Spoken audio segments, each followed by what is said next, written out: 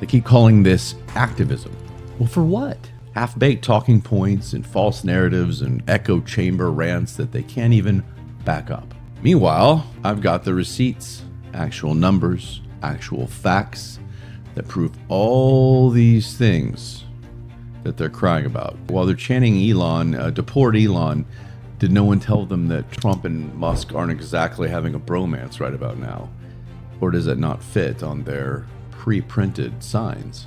They call this movement Grassroots. You've got to love a movement that screams about billionaire influence while waving pre-printed signs that billionaires paid for. Let's line up the receipts. Women's March, Black Lives Matter, climate strikes. Okay, big crowds, viral hashtags, and about as much real policy change as a Kanye West PR stunt. Project 5051. It's the same playbook. Hands off, no kings. Hey guys, welcome back. So get this. I heard about it the other day, and it's wild because it started in January, and I spend way too much time on social media arguing with all of you people. So what the fuck is this now? It is another paid protest movement called Project 5051, which is actually 50501. We are keeping an eye on something that started bubbling up in the last few days that's been billed as a 5051 movement. And the plan here is that people in all 50 states are planning 50 peaceful protests at state capitals for one day.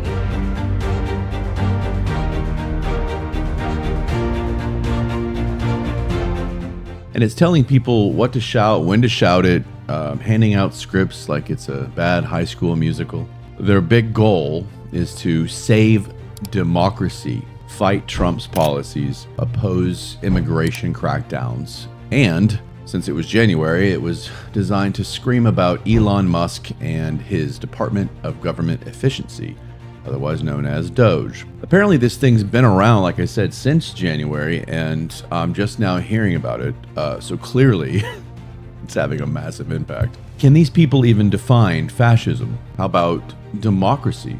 They want to keep bringing that word up.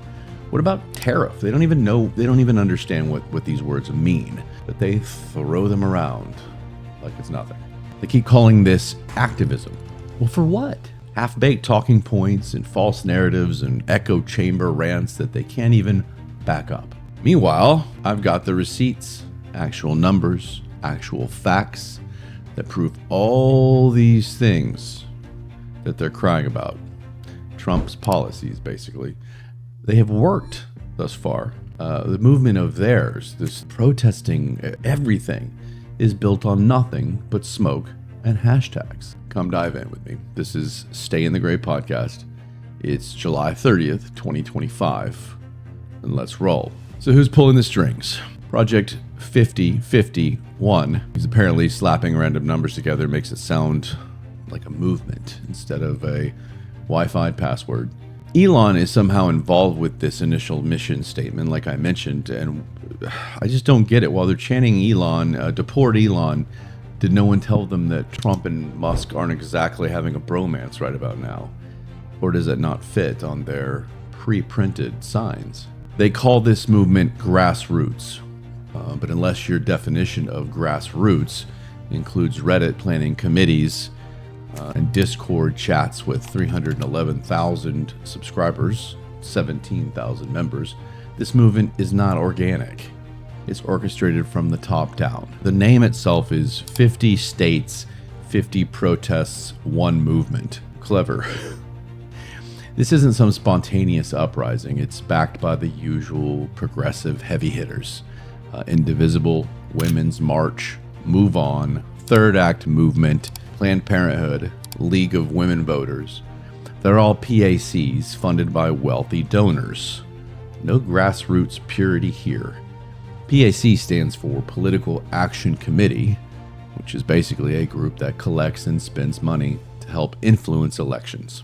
You know what else propels this circus? Good old dark money. The opaque funding liberal billionaires use these days, pretty much. Nothing screams for the people like untraceable money bankrolling grassroots signs. In 2020 alone, Democrat-aligned groups benefited from over $1.5 billion in dark money. The very thing that these activists pretend to hate.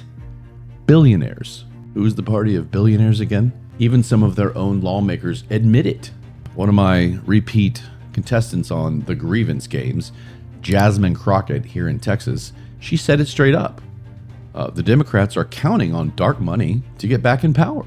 Not the people's vote, not the grassroots, but straight up dark money. Representative Jasmine Crockett got up on that camera and basically told, we also know that there are donors that I'm sure are going to be willing to make sure that they are investing and making sure that they can take down some of these candidates since they don't want to rule out dark money. Public records show she took nearly $370,000 from PACs, including big names, AT&T, Gilead, Goldman Sachs, Lockheed Martin, CVS, Home Depot, and more and more and more. And this is all despite her prior claim of taking $0 from corporate PACs. You've got to love a movement that screams about billionaire influence while waving pre-printed signs that billionaires paid for. These people claim they're saving democracy from Trump. This shtick is really tiring. It's one of the things that's pissing me off the most with all the anti-Trump rhetoric, because it's their side that is flat out embracing anti-democratic tactics. As usual, let me give you some receipts. They cheered when Twitter was censored by the government until Elon freed the platform. They backed a candidate who received 0 primary votes, yet still got installed. They're pushing policies that support jailing political opponents. That's all they tried to do with Donald, is put him in jail. They claim to champion justice, even though they do that. And their approach to illegal immigration laws? Wow, that's a big middle finger to the legal process and law and order as a whole in this country. Let's be clear. Donald Trump's policies are not a threat to democracy. The real danger lies in circumventing the law entirely. Let me spell this out for all the people screaming, "Save our democracy," from the protest echo chamber that they live in. Because apparently civics class wasn't part of the training packet. Under the 1996 Illegal Immigration Reform and Immigrant Responsibility Act, the government can enforce expedited removal for illegal crossers without court hearings. Mass deportation under the Alien Enemies Act can happen without any legal process at all, especially for suspected gang affiliates and people like that. The idea that without due process continues to be tossed around is incorrect on your part. I just gave you the receipt. Go learn something. In April 2025, even the American Civil Liberties Union, the ACLU, yeah, that's the same group who always seems to find time for every woke cause, they jumped in to block Trump's deportations because apparently following immigration law now counts as authoritarianism. Meanwhile, ICE built mass detention camps, awarded a $1.26 billion tent camp contract in Fort Bliss, Texas, and ramped up arrests nationwide following immigration laws, and often without any judicial notification because they don't have to. But you'll hear the usual media sob stories about people being wrongfully detained. But the facts never make those headlines. It's tugging at the heartstrings, it's feelings. Expedited removal is completely legal under laws passed from the 90s.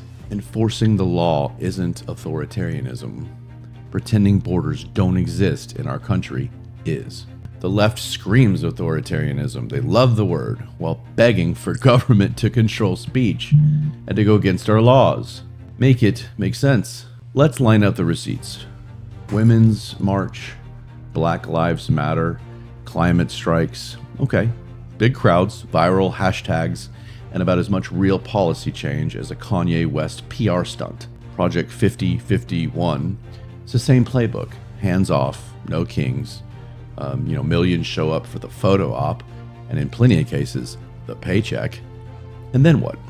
There are no new laws, no surge in voter turnout, just more protest selfies slapped into a curated Instagram carousel with captions like, "Democracy saved." Talk about virtue signaling nonsense. And what has ever changed?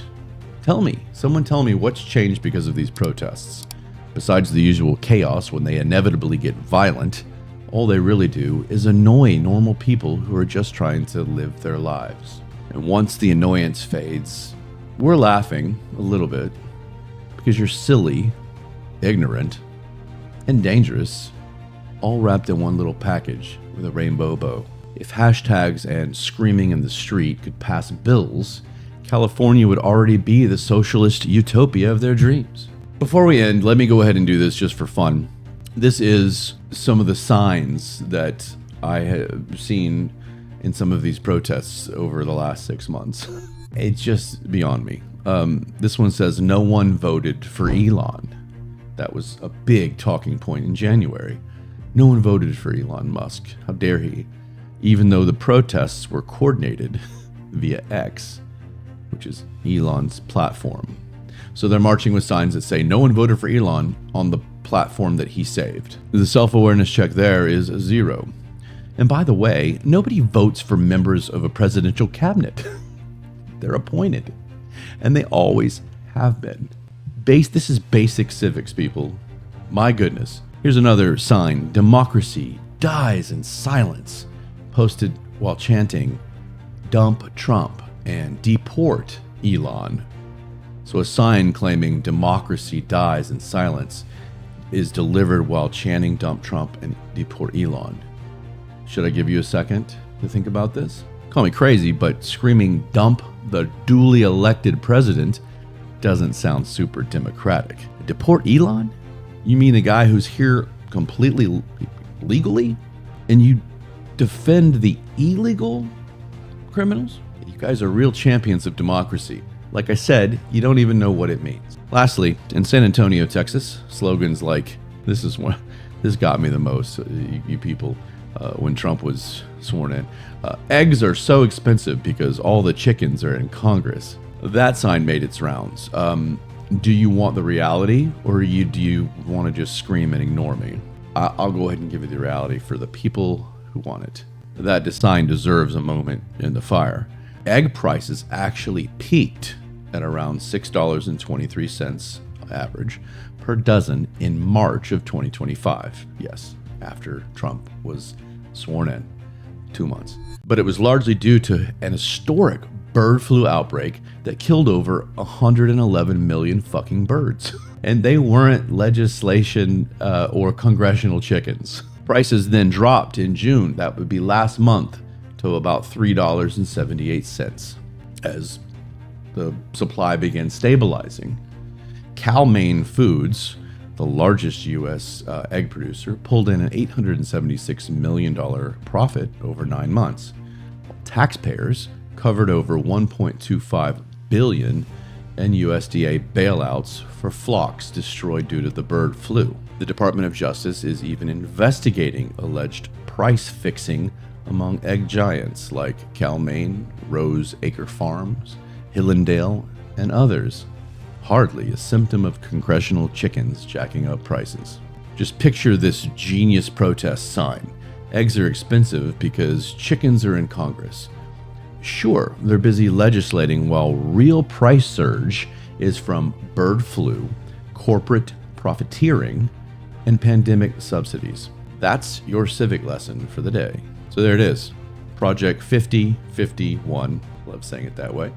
The fake movement that proves hashtags and pre-printed signs can't replace actual policy. 6 months in, and their biggest accomplishment is still a few viral selfies and some bad Reddit threads. If this is what saving democracy looks like, then democracy is doing just fine, because these people aren't changing anything.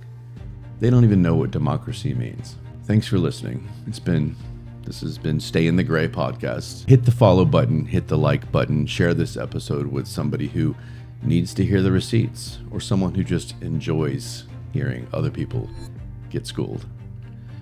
Get ready for the next one, because trust me, I'm just getting started.